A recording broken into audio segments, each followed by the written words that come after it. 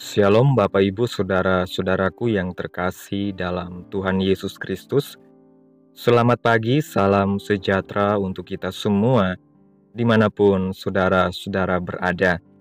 Selamat datang kembali di Renungan Kristen pada pagi hari ini. Kiranya saudara semua dalam keadaan sehat selalu dan semoga damai dan sukacita oleh Roh Kudus melimpah dalam hati dan kehidupan saudara semua. Pada pagi hari ini, sebelum kita mendengarkan renungan firman Tuhan, mari terlebih dahulu kita berdoa. Terima kasih Bapa yang baik, Allah di dalam kerajaan surga, Bapa yang kekal, Bapa yang kami muliakan di dalam nama Tuhan Yesus Kristus. Kami mengucap syukur Tuhan, oleh karena kemurahan-Mu dan kebaikan-Mu dalam kehidupan kami, sehingga pada hari ini kami boleh ada lagi sebagaimana kami ada, semua karena berkat dan anugerah-Mu dalam kehidupan kami. Pada pagi hari ini ya Tuhan, kami akan mendengarkan firman-Mu. Berfirmanlah ya Tuhan, jamah hati kami, berikan kami pengertian untuk selalu memahami akan firman-Mu, dan ajar kami untuk selalu melakukan firman-Mu di dalam setiap kehidupan kami. Berfirmanlah ya Tuhan, kami siap mendengarkan. Di dalam nama Tuhan Yesus Kristus kami berdoa. Amin. Bapak Ibu Saudara-saudaraku yang terkasih, ayat renungan kita pada pagi hari ini terdapat dalam Injil Markus pasal yang ketiga, ayat yang ke-14, yang berkata demikian. Ia menetapkan 12 orang untuk menyertai dia dan untuk diutusnya memberitakan Injil. Bapak Ibu Saudaraku yang terkasih, setiap pengikut Kristus dipanggil untuk menjadi lebih dari sekedar pengikut biasa. Kita dipanggil untuk menjadi murid sejati. Panggilan ini melibatkan komitmen yang lebih dalam, yang dimulai ketika kita mengikut Yesus, kemudian diutus untuk memberitakan Injil, dan diakhiri dengan kuasa yang diberikan kepada kita oleh Tuhan. Namun menjadi murid bukanlah jalan yang mudah.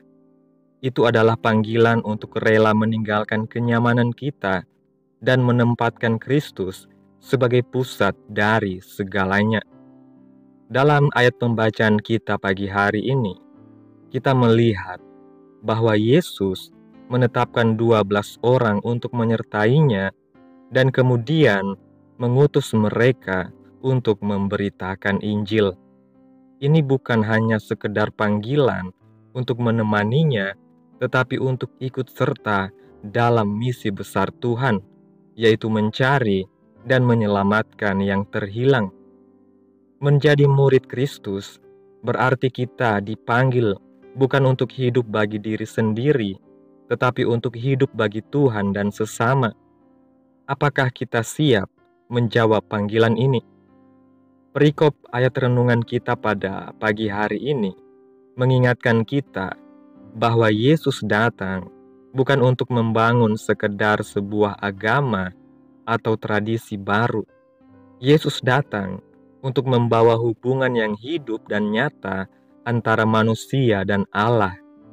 Melalui pemanggilan murid-muridnya, Yesus ingin menunjukkan bagaimana hidup dalam kedekatan dengan Tuhan dapat mengubah kita dan dunia di sekitar kita.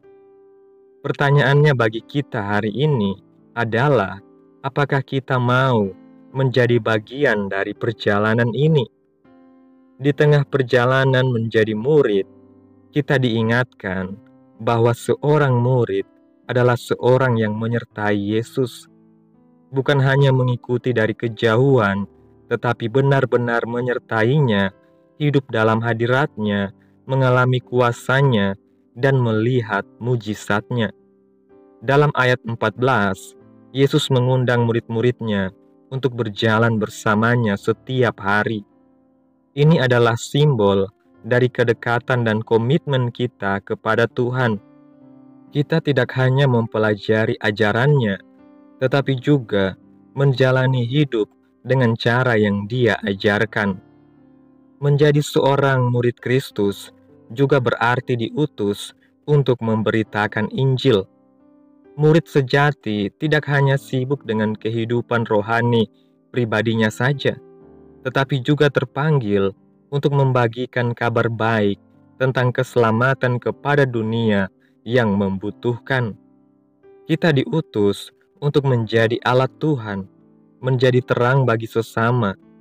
Berita Injil bukan hanya tentang kata-kata, tetapi juga tindakan nyata yang mencerminkan kasih Kristus. Seberapa giat kita dalam melayani dan mengasihi sesama adalah tanda nyata bahwa kita adalah murid Yesus. Selain itu, murid Kristus diberikan kuasa oleh Tuhan. Kuasa ini bukanlah sesuatu yang diperoleh dengan mudah, tetapi merupakan hasil dari ketaatan dan pengorbanan. Seperti yang Yesus katakan dalam Injil Markus, pasal yang ke-8 ayat yang ke-34 dan 35, kita harus rela menyangkal diri dan memikul salib kita untuk mengikutinya. Kuasa yang diberikan oleh Tuhan memungkinkan kita untuk menghadapi tantangan hidup dengan iman dan keberanian, serta melihat kemenangan demi kemenangan dalam perjalanan rohani kita. Tanpa kuasa ini, hidup kita bisa dipenuhi dengan keputusasaan. Tetapi dengan kuasa Tuhan, kita dapat menjalani hidup dengan penuh keyakinan dan sukacita. Bapak Ibu Saudaraku yang terkasih, kesimpulan renungan pada pagi hari ini, menjadi murid Kristus adalah sebuah panggilan yang mendalam dan penuh tantangan. Ini bukan hanya tentang menyertai Tuhan dalam kehidupan sehari-hari, tetapi juga tentang diutus untuk memberitakan Injil dan hidup dalam kuasa-Nya. Panggilan ini membutuhkan komitmen, pengorbanan, dan kerelaan untuk mengikuti jalan yang Tuhan tetapkan, bahkan jika itu berarti harus memikul salib. Namun dalam setiap langkah, Tuhan memberi kita kuasa untuk menghadapi setiap tantangan dengan iman. Amin. Tuhan Yesus memberkati. Demikianlah renungan firman Tuhan pada pagi hari ini. Biarlah menjadi berkat bagi kehidupan kita semua dan dapat kita lakukan dalam setiap kehidupan kita. Pada hari ini sebelum kita memulai segala aktivitas kita di hari ini, mari kita berdoa. Allah Bapa kami di dalam kerajaan sorga, Bapa yang ajaib, Bapa yang penuh kasih, Bapa di dalam nama Tuhan Yesus Kristus, kami bersyukur Tuhan atas pertolongan-Mu dan penyertaan-Mu, serta atas berkat-Mu dalam kehidupan kami. Kami berbahagia dan bersyukur atas kasih setia Tuhan dalam kehidupan kami. Tak berkesudahan kasih setia Tuhan, tak habis-habisnya rahmat-Mu, selalu baru tiap pagi. Besar kesetiaan Tuhan dalam hidup kami. Terima kasih Tuhan Yesus buat kebenaran firman-Mu pada pagi hari ini yang sudah kami dengarkan. Terima kasih atas panggilan-Mu yang begitu mulia untuk menjadi murid-Mu. Kami memohon agar Engkau memberikan kami kekuatan dan keberanian untuk setia mengikuti-Mu. Ajarlah kami untuk menyertai-Mu setiap hari, mengutus kami untuk memberitakan Injil kepada sesama, dan berikanlah kuasa-Mu agar kami dapat berjalan dalam kemenangan. Bimbinglah hidup kami, agar kami boleh menjadi kesaksian bagi kemuliaan-Mu. Terima kasih Tuhan Yesus yang baik. Kiranya apa yang Engkau firmankan pada hari ini dapat kami tanam dalam hati kami masing-masing, dan kuatkanlah kami untuk melakukan apa yang Engkau firmankan sesuai dengan kehendak-Mu. Biarlah perkataan-Mu menyegarkan jiwa kami, menghidupkan hati yang lemah dan lesu, dan membangkitkan harapan dan kasih. Berkati umat-Mu yang sudah mendengarkan firman-Mu hari ini.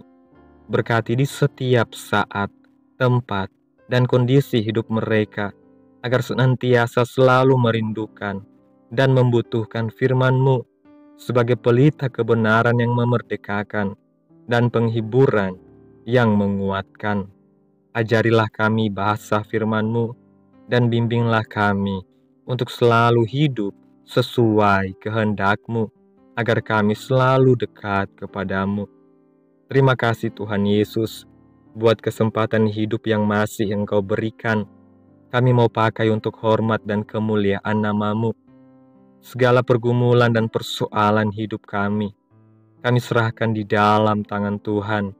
Engkau yang akan menyelesaikannya bagi kami. Kami hanya berharap kepadamu. Hamba berdoa ya Tuhan, buat saudara-saudaraku yang sudah mendengarkan renungan hari ini, yang saat ini sedang mengalami sakit penyakit, pergumulan masalah, kebutuhan ekonomi. Kiranya Engkau jamah, sembuhkan sakit mereka, pulihkan keadaan mereka, berkati perekonomian mereka, serta berikan jalan keluar dalam setiap pergumulan masalah yang mereka sedang hadapi. Dan ajarlah kami ya Tuhan, untuk selalu berharap dan percaya sepenuhnya kepada Tuhan Yesus.